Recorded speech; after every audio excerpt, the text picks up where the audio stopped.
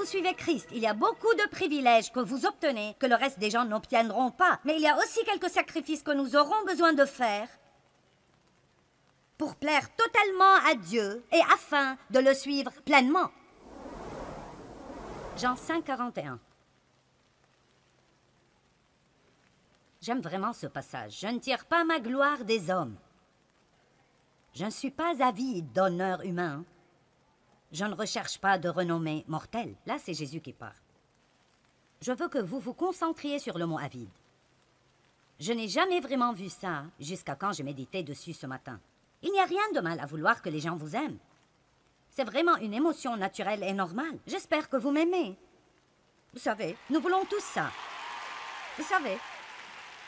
J'espère que ce que je dis aujourd'hui vous plaît. J'espère que je ne dis rien qui vous offense. Nous voulons tous être bien-aimés, mais je n'en suis pas avide. Vous voyez, ça ne m'est pas indispensable. Il y a un temps où il me le fallait. Et quand vous êtes comme ceci, vous regardez les gens et si vous ne recevez pas leur approbation, vous commencez alors à changer ce que vous faites. Allez, vous changez votre coiffure, vous changez votre style d'habit. Combien de prédicateurs pensez-vous qu'il y a qui ne prêchent pas vraiment ce qu'ils croient que Dieu met dans leur bouche parce qu'ils ont peur que s'ils le font, ils pourraient perdre une partie de leur congrégation? Beaucoup trop. Et ça offense Dieu quand nous nous prosternons devant la peur de l'autre au lieu de suivre Dieu. Amen. Je ne veux offenser personne, mais Jésus offensait des gens tout le temps. Ça semblait être sa spécialité, en fait. En titre de fait, c'est presque comme s'il le faisait exprès. Vous savez, je pense qu'il est venu exprès au milieu des pharisiens et a guéri un homme le jour du sabbat, juste pour les provoquer. Amen. Alors, vous savez, j'essaie toujours de comprendre exactement ce que Dieu essayait de faire avec moi, mais je pense que je suis juste assez unique et assez hardi pour que... Eh bien, vous savez, me voici. Faites avec ou faites tout ce que vous voulez. Mais vous savez, c'est ainsi.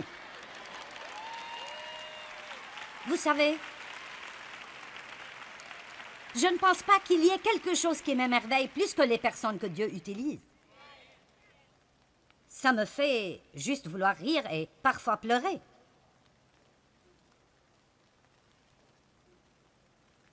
Ne laissez pas la peur vous voler votre destinée. Ne soyez pas avide d'honneur humain. J'aime la parole quand elle dit que Jésus s'est humilié lui-même, Philippiens 2, 7 à 9. N'aimez-vous pas cela? C'est comme si, juste là, au départ, il s'est occupé de cela. Je veux que vous pensiez avec moi ce soir. Est-ce que vous vivez pour plaire à Dieu chaque jour? C'est ce que ça veut dire d'être chrétien, que nous vivons pour lui. Que nous vivons pour lui. Ça ne veut pas dire que nous avons une croix autour du cou et adhérons à une dénomination. Ça veut dire que nous suivons Jésus. Jésus a dit, si quelqu'un veut marcher à ma suite, qu'il se charge de sa croix et qu'il me suive. Et peut-être que cette croix est de ne pas être aussi populaire dans le monde que vous ne l'étiez. Mais vous savez, si vous perdez 10 amis, Dieu vous en donnera 10 000 à un autre moment de votre vie.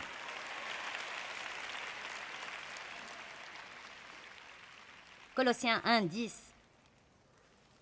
Ainsi vous pourrez avoir une vie et avoir une conduite digne du Seigneur et qui lui plaise à tous égards et désire lui plaire en toutes choses. Nous pouvons nous arrêter ici et faire une série à 4 parties. Désirons-nous plaire à Dieu dans toute notre conversation? Désirons-nous plaire à Dieu dans nos pensées intimes? Désirons-nous plaire à Dieu dans la façon dont nous nous vêtons?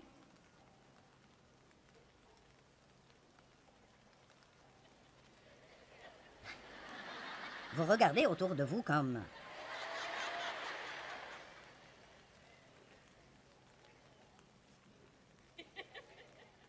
Je vais garder ceci en suspens là pendant 1 minute.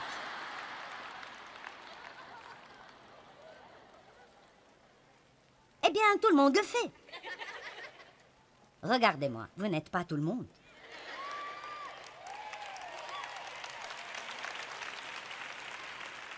Et quand vous suivez Christ, il y a beaucoup de privilèges que vous obtenez que le reste des gens n'obtiendront pas. Mais il y a aussi quelques sacrifices que nous aurons besoin de faire pour plaire totalement à Dieu et afin de le suivre pleinement.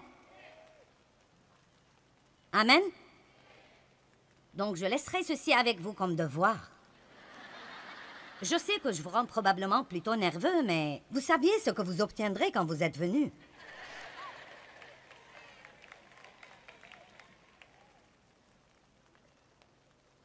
Pour marcher, vivre et vous conduire d'une manière digne du Seigneur, et lui être entièrement agréable et désirant lui plaire en toutes choses.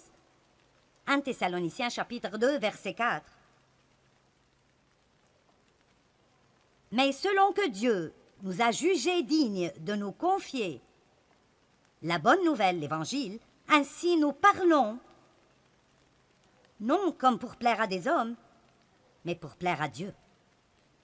Je dois vous dire qu'autant que je peux, quand je monte sur cette plateforme, je crois que je dis tout ce que Dieu met dans ma bouche. Et probablement c'est pour cela que c'est un peu comme... Vous voyez, c'est vraiment triste quand nous y réfléchissons vraiment, que nous pouvons être ici et dire « Je sais que je fais des choses qui ne plaisent pas à Dieu. » N'êtes-vous pas heureux d'être venu ce soir?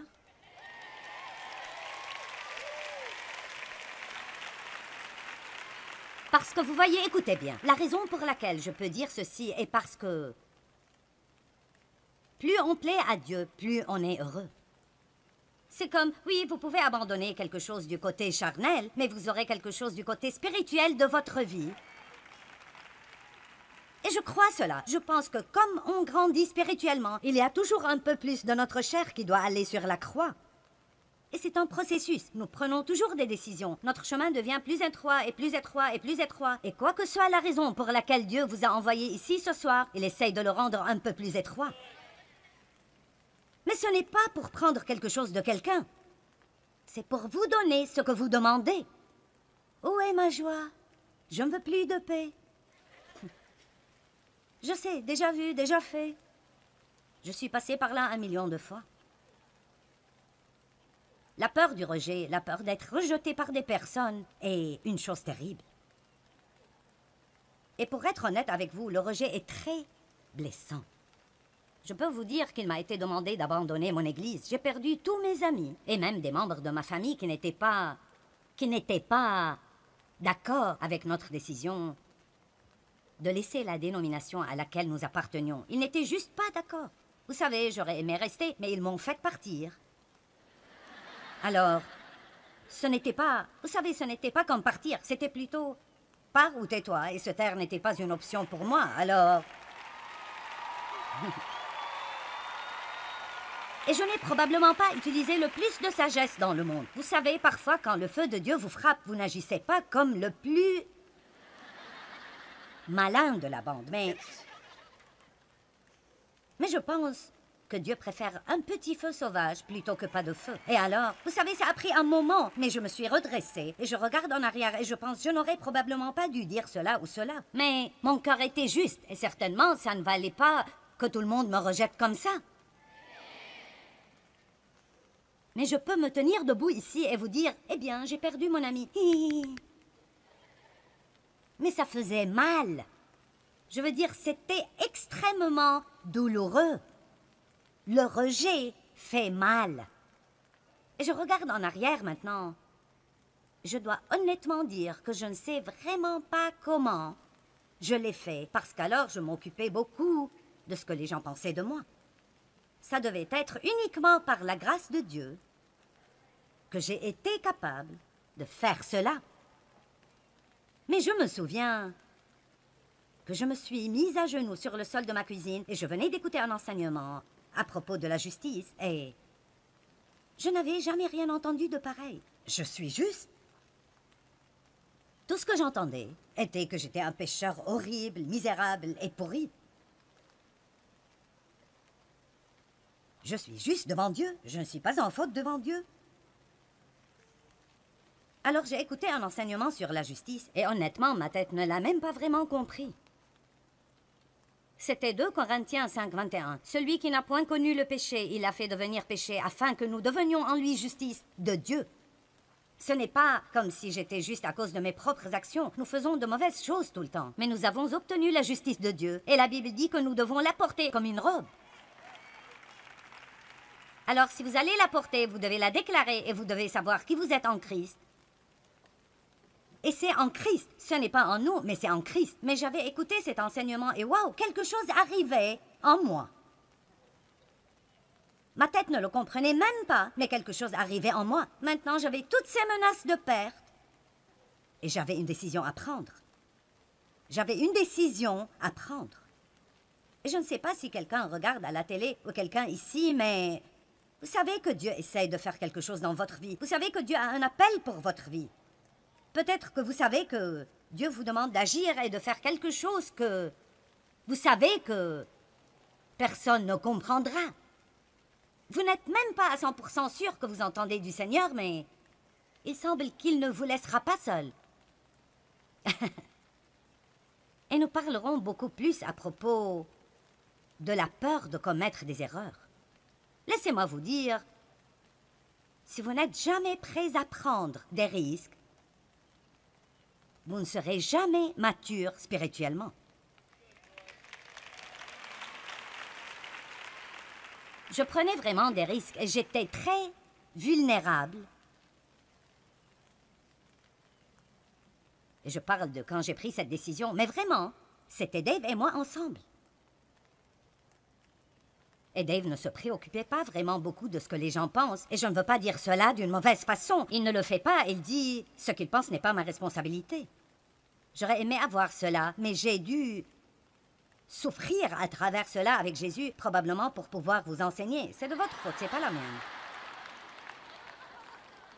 Mais j'essaie juste de vous montrer que c'était difficile pour moi de ne pas juste dire « Ok, je ne dirai rien.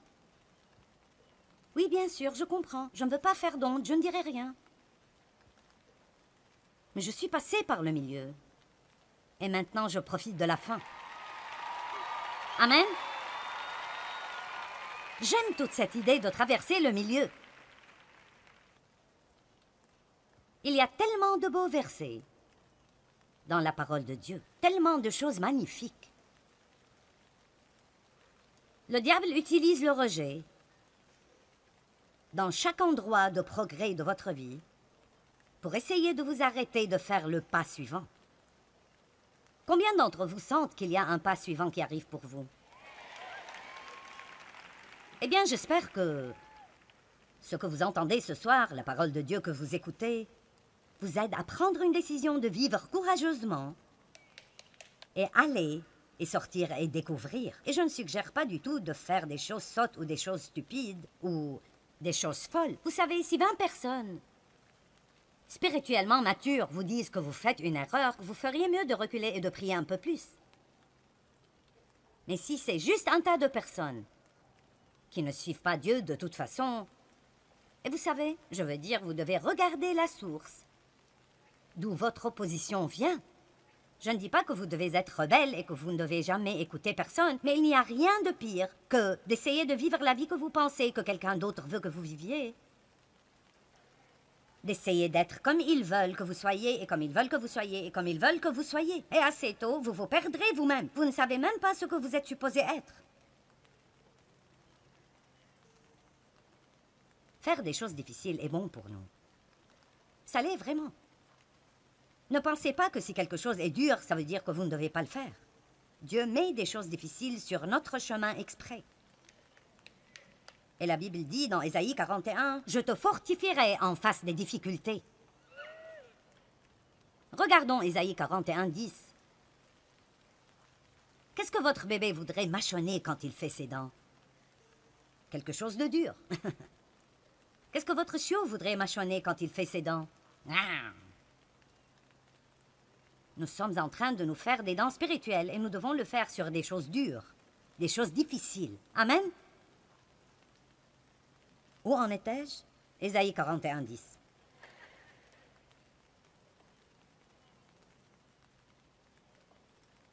C'est un verset vraiment extraordinaire. Ne crains rien, il n'y a rien à craindre. Car je suis avec toi. C'est la seule raison que Dieu donne pour ne pas vivre dans la peur. Je suis avec toi. Ne promène pas des regards inquiets, car je suis ton Dieu. Je te fortifierai en face des difficultés. Je te fortifierai en face des difficultés. Je te fortifierai en face des difficultés. Vous savez ce que cela signifie? Des choses qui sont vraiment difficiles pour vous maintenant ne vous gêneront plus du tout dans 5 ans. Je veux dire, elles ne vous gêneront pas du tout. Mais elles continueront à vous déranger dans 5 ans si vous les fuyez maintenant. Alors ça dépend. Voulez-vous être le même que vous êtes aujourd'hui dans 5 ans? Ou voulez-vous passer à travers cela avec Dieu? Vivre un peu d'une façon risquée. C'est bon pour nous de prendre des risques parce que c'est la seule façon pour nous de découvrir ce que Dieu ferait pour nous et ce qu'il ne ferait pas.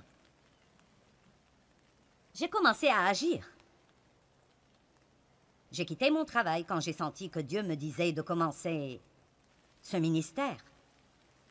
Et au fait, j'avais 42 ans quand j'ai commencé ce ministère et j'avais 3 adolescents et un bébé. Alors s'il vous plaît, ne me dites pas que vous ne pouvez rien faire pour Dieu parce que vous êtes trop vieux ou vous avez trop d'enfants ou... Vous savez, laissez-moi vous dire quelque chose. La passion pour Dieu vous conduira à faire des choses folles. Amen. Mais j'ai découvert que Dieu serait mon support. J'ai découvert que Dieu m'ouvrirait les portes. J'ai découvert que Dieu remplacera ces amis que j'ai perdus parce que j'ai pris des risques. J'ai découvert que oui, c'est possible que je me sois trompée et que peut-être Dieu n'agirait pas du tout. Mais il n'y a pas d'endroit pire pour vivre que de vivre dans cette région grise,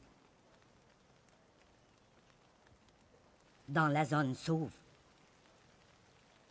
N'ayez pas peur, il n'y a rien à craindre. Maintenant, pour finir, ce soir, je vous lirai 4 versets. Je ne vous lirai pas ces versets, en fait, nous les regarderons ensemble. Et je crois en Dieu, comme nous regardons ceci, quelque chose arrivera dans votre cœur qui vous aidera à prendre une décision que Dieu est plus grand que n'importe quelle personne que vous connaissez. Et si Dieu est pour vous, et il l'est, j'ai dit qu'il l'est. Oui, je vous parle. Oui, même toi, un pécheur, Dieu est avec toi. Pour être honnête avec vous, même les personnes qui ne sont pas engagées avec Dieu, Dieu est avec vous. Il vous appelle ce soir, il vous courtise ce soir. Dieu est avec vous. Et si Dieu est pour moi, qui peut être contre moi? Si Dieu est pour moi, qui craindrais-je? Maintenant, regardons ceci. Romains 8, 31 et 32. Maintenant, la parole de Dieu a la force de vous libérer si vous la recevez avec un esprit d'humilité.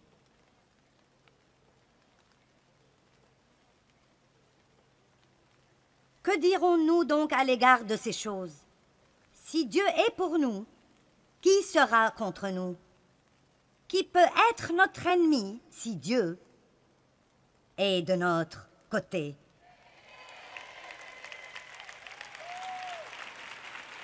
Psaume 118, 6. L'Éternel est pour moi, je ne crains rien. Que peuvent me faire des hommes? Je veux dire, pensez-y vraiment. Je veux dire, j'ai écrit, d'accord, que peuvent faire les hommes? Ils peuvent parler de moi. Ils peuvent penser de mauvaises choses de moi. Je veux dire, les gens pensent de mauvaises choses de vous tout le temps, de toute façon. Alors, vous savez. Ils peuvent me rejeter. Ils peuvent dire qu'ils ne veulent pas être mes amis. Ils peuvent ne pas m'inviter à une fête. Peut-être que c'est mon patron qui ne m'aime pas. Il peut ne pas me donner de promotion ou d'augmentation. Vous dites, eh bien, et s'ils me font du mal? Et si quelqu'un me tue même?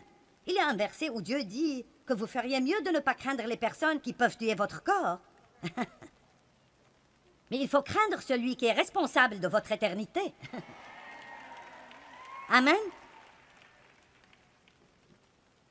Nous ne faisons pas beaucoup face à cela ici dans ce pays, l'idée de mourir pour votre foi, mais ça arrive partout tout autour du monde. Et franchement, nous, dans le monde ouest, nous ferions mieux de nous endurcir. Je pense que nous allons devoir prendre position très bientôt.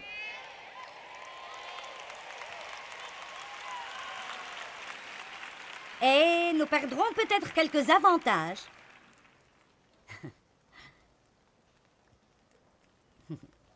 Si nous le faisons. Nous devons commencer à prendre ces décisions maintenant. Psaume 27:1, l'Éternel est ma lumière et mon salut. De qui aurais-je donc crainte? Le Seigneur est mon refuge et le soutien de ma vie. De qui aurais-je donc peur? Si je ne vous ai pas encore poussé à bout, voici le dernier. Hébreux 13:6. Nous sommes réconfortés et nous sommes encouragés, et c'est donc avec assurance que nous pouvons dire « Le Seigneur est mon aide, je ne serai pas alarmé, je n'aurai pas de crainte, ni de peur, ni de terreur. Que peut me faire un homme ?» Amen. Donnez au Seigneur un cri de louange ce soir. Alléluia! Merci Seigneur parce que tu nous remplis de courage. Amen. Très bien. Je prie pour vous tous au nom de Jésus, pour que quoi que vous ayez à confronter, vous trouviez le courage et la force en Dieu de le faire au bon moment et de la bonne façon, que vous commenciez à vivre votre vie ordonnée par Dieu, et non seulement une version imitée et fausse, pour que les gens restent contents. Au nom de Jésus. Amen. Vivez-vous pour plaire à Dieu chaque jour? Le suivez-vous à lui ou d'autres personnes? Vous savez, je crois fermement que plus nous vivons pour plaire à Dieu, plus nous serons heureux. Mais pour vivre d'une façon qui plaît à Dieu, vous devez être une personne plutôt courageuse, parce que Dieu vous dira peut-être de faire des choses qui sont gênantes pour vous. Il vous donnera peut-être de nouvelles opportunités. Et pour prendre ces opportunités, vous devrez peut-être prendre des risques parfois. Et vous savez, spécialement quand on parle de ne pas laisser les gens guider et contrôler nos vies, parfois il faut que nous soyons prêts à les confronter ou à refuser les choses qu'ils veulent que nous fassions.